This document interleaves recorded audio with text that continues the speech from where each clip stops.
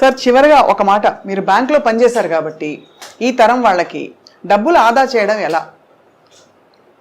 ఎలాగా అనవసరం ఖర్చులు మానేయడం బెటర్. సింపుల్.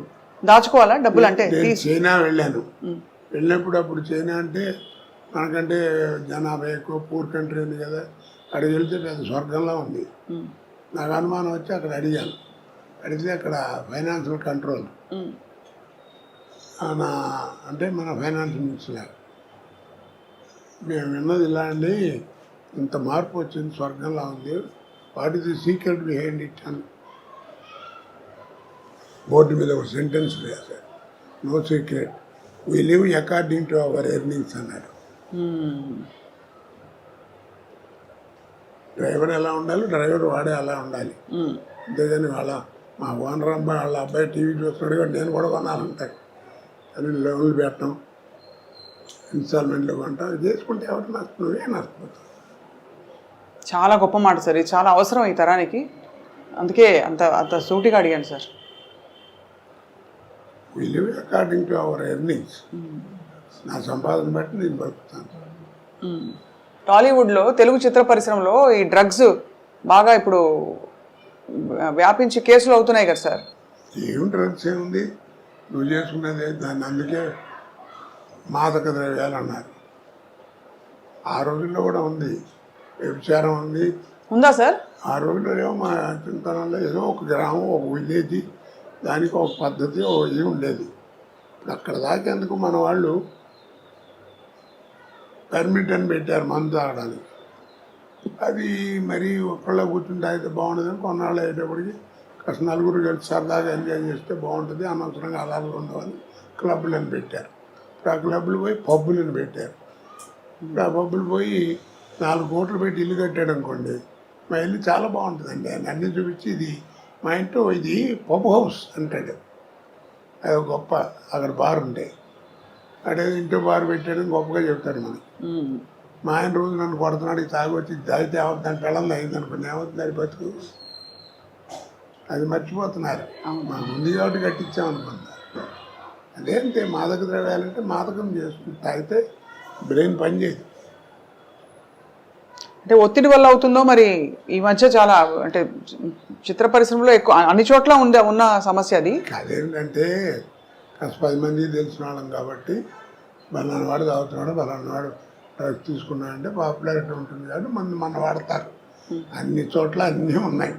అవును సార్. ఎన్టీ రామారావు గారిని మీరు ప్రస్తావించారు కదా. రామారావు గారి కాలంలో ఆయన మనవడైన జూనియర్ ఎన్టీఆర్ ఇప్పుడు దేవర సినిమా కూడా రిలీజ్ కాబోతోంది. సో ఆయన నటన కొంత ఏమున్నా నేను అతను గురించి ఒకటేనండి ఎప్పుడు చెప్పేది ఒకటే, ఇప్పుడున్న యంగ్స్టర్స్లో కొద్దిగా గొప్ప విషయం ఉండి సత్తా ఉన్నవాడు ఎవరన్నా, నటుడు ఎవరన్నా ఉన్నా అంటే వాడే జూనియర్ ఎన్టీఆర్.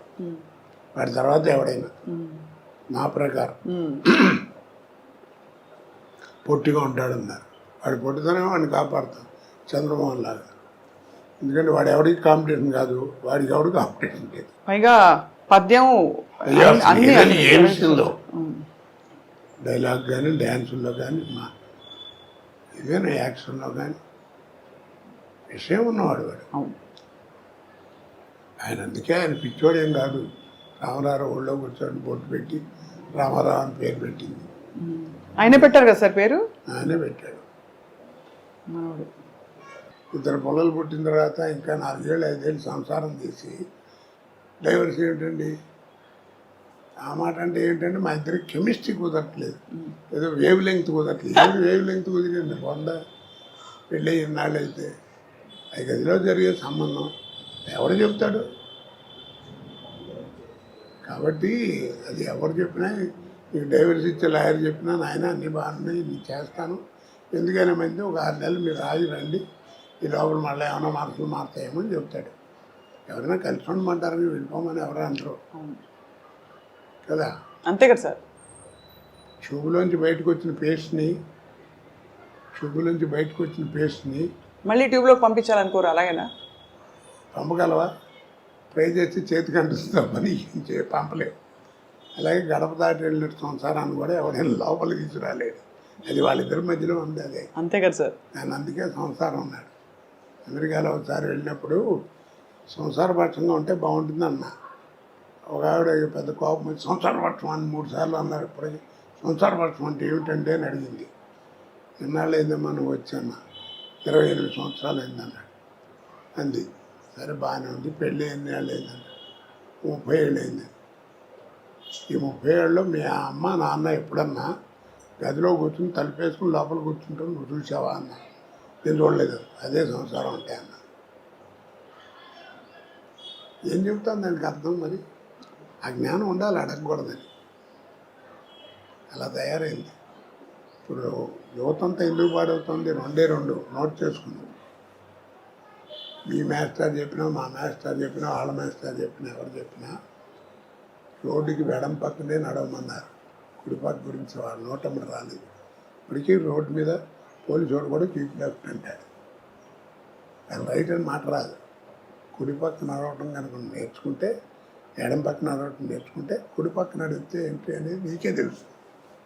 ఇది చేయడు సాధన. కీప్ లెఫ్ట్ అంటే అందరూ ఆయన మా చిన్న తండ్రి అనుకుంటే కరెక్టే అనుకోండి గురుగారు. ఇప్పుడు కుడిపక్క నడిస్తే ఏమవుతుంది అంటాడు. ఏమవుతుంది? ఏరే చోట మొహం బాగా పడతాడు. కాబట్టి దీన్ని బట్టి అర్థం నీకేంది? సాధన తక్కువ, వాదన ఎక్కువ. సాధన తక్కువ, వాదన ఎక్కువ. అర్థం? 2 మనకి విజ్ఞానం పెరగాలి. విజ్ఞానం పెరగాలి. మనకి టీవీలు వస్తున్నాయి, ఫోన్లు వస్తున్నాయి, సెల్ ఫోన్లు వస్తున్నాయి, ఇంకా రకరకాల విజ్ఞానం పెరుగుతుంది. కానీ మనకి జ్ఞానం పోగొట్టుకుంటున్నాం. అమ్మ అని పిలవాలనే జ్ఞానం పోయింది. అది తప్పు కదా. మాతృభాష అన్నారు. అరం వాడికి అరం, తెలుగు వాడికి తెలుగు, తమిళ వాడికి తెలుగు. వాళ్ళ మాతృభాష ఎవరు కాదు. తల్లితో సమానం అన్నారు. తల్లి పదం ఎంత గొప్పది. మనకి తెలియకుండానే ఎవరిని నేర్పకుండానే మనకేదైనా అనుకోకుండా దెబ్బతలితే అమ్మ అంటాం. ఎందుకంటాం కదా? అమ్మ ఎంత గొప్పది. తండ్రి ఒక ఏజ్ వచ్చిన తర్వాత వాడు నేర్పేది జ్ఞానం. తల్లి అట్ట కాదు. నువ్వు ఒక ఏజ్ వచ్చేంత వరకు నీకు నేర్పేది ఆల్ ఇంగ్స్ నేర్పేది mother. Talking, drinking, walking, sitting అన్నీ నేర్పేది మదరే, తల్లి. బిడ్డ ఎదుగుదలకి మాతృస్తన్యం ఎంత అవసరమో, బిడ్డ ఎదుగుదలకి మాతృస్తన్యం ఎంత అవసరమో, బిడ్డ మానసిక వికాసానికి మాతృభాష అంత అవసరం. ఇవన్నీ తెలుసుకోవాలి. ఎవరు చెప్తాడు వాళ్ళ కుర్రాడు? చెప్పేవాడు లేడు, వినేవాడు అంతకంటే లేడు. అసలు ఎన్ని విషయాలు సార్ మీరు అసలు అలవోకగా మీరు ఎన్ని సందర్భాల్లో ఇలాంటివి చెప్పారో తెలియదు. కానీ మీకు మీ భాష కానీ మీ ఆలోచన కానీ సార్ నిజంగా ధన్యులం అవుతున్నాం అందరం. అది కూడా మంచి కామెడీతో చెప్తున్నారు, అందరికీ అర్థమయ్యేలాగా. దీన్ని చదవాలంటే రామాయణ భారతాలు చదవక్కర్లా. నీ జీవితాన్ని వాడు ఏం మారట్లేదు, నీ చంపేస్తున్నాడు కుర్రాడు అంటే వదిలేవా, వాడి జీవితమే వాడి నేర్పుతున్నాడు అంటారు పెద్దవాడు కదా. అడే నేర్చుకుంటాడు ఏమనుకోతే. అవసరం మనిషిని అంత పని ఏం చేస్తుంది. బాగుంది సార్.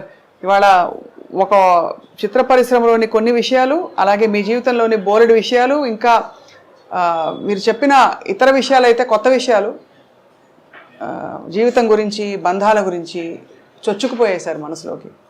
మీ అనుమతితో మీ పుట్టినరోజు సందర్భంగా మా అందరం కలిసి మీతో ఒక కేక్ కట్ చేస్తాం సార్. కేకా? అదేంటి నా పుట్టినరోజు మీరు కట్ చేయడం? అంటే మీరు కట్ చేస్తే మేము మీ అందరూ తింటాం కూడా సార్. జన్మదినమిదం ఐ ప్రియ సఖే శంతనూతు తే సర్వదా ముదం ప్రార్థయామహే భవశతాయుషీ ఈశ్వర సదా త్వాం చ రక్షతు పుణ్యకర్మణా కీర్తిమార్జయ జీవనం తవ భవతు సార్థకం. Happy birthday to you, happy birthday to you, happy birthday sir.